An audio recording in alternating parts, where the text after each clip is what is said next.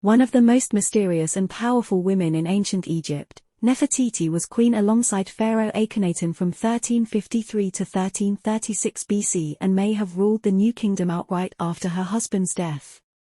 Her reign was a time of tremendous cultural upheaval, as Akhenaten reoriented Egypt's religious and political structure around the worship of the sun god Aten. Nefretiti is best known for her painted sandstone bust, which was rediscovered in 1913 and became a global icon of feminine beauty and power. Nefretiti may have been the daughter of a top advisor who would go on to become pharaoh after King Tut's death in 1323 BC. An alternate theory suggests she was a princess from the Mitanni kingdom in northern Syria. She was her husband's great royal wife, favored consort, when he ascended the throne in Thebes as Amenhotep IV. In the 5th year of his reign, he displaced Egypt's chief god Amon in favor of Aten, moved the capital north to Amarna and changed his name to Akhenaten, with Nefretiti taking on the additional name Femalepharaoh, her full name meaning beautiful are the beauties of Aten, a beautiful woman has come. Akhenaten's transformation of religion brought with it radical changes in artistic conventions. Departing from the idealized images of earlier pharaohs, Akhenaten is sometimes depicted with feminine hips and exaggerated features. Early images of Nefretiti show a stereotypical young woman, but in later ones, she is a near-mirror image of Akhenaten. Her final depictions reveal a regal but realistic figure. After Nefretiti had given birth to 6 daughters, her husband began taking other wives, including his own sister, with whom he fathered the future King Tut, Tutankhamun. Nefretiti's third daughter Ankhesenpaten would eventually become her half-brother Tutankhamun's queen. Nefretiti disappears from the historical record around the 12th year of Akhenaten's 17-year reign. She may have died at that point, but it is possible she became her husband's official co-regent under the name Nefretiti. Akhenaten was followed as pharaoh by Smenkhkare, who some historians suggest may have been another name for Nefretiti.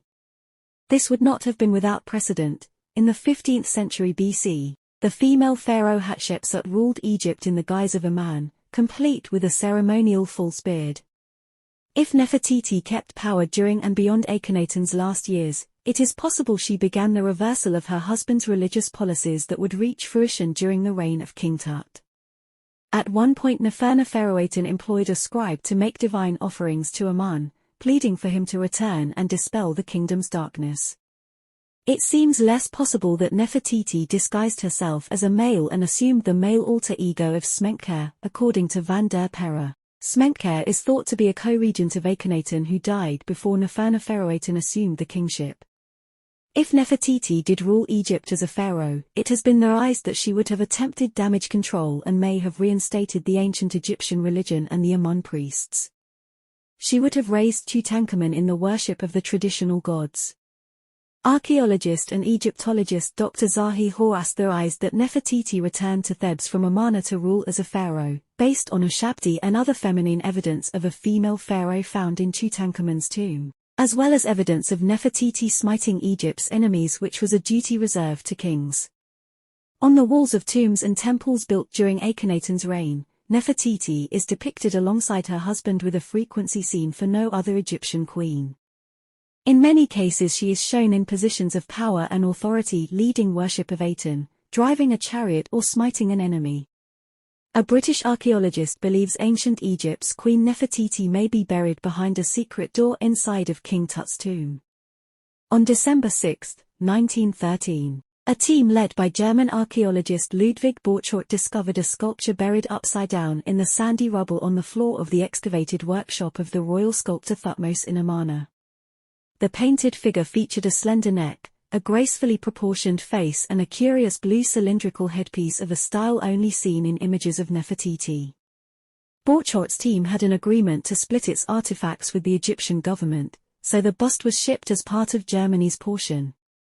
A single, poor photograph was published in an archaeological journal and the bust was given to the expedition's funder, Jacques Simon, who displayed it for the next 11 years in his private residence. In 1922 British Egyptologist Howard Carter discovered King Tut's tomb.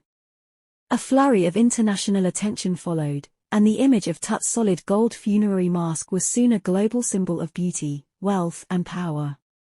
A year later the Nefretiti bust was put on display in Berlin, countering the English touch with a German appropriation of ancient glamour. Throughout the 20th century's upheavals, the bust remained in German hands. It was revered by Hitler, who said, "I will never relinquish the head of the Queen," hidden from Allied bombs in a salt mine and coveted by East Germany throughout the Cold War. Today it draws more than 500,000 visitors annually to Berlin's Neues Museum. Thanks for watching. Subscribe my channel for more videos.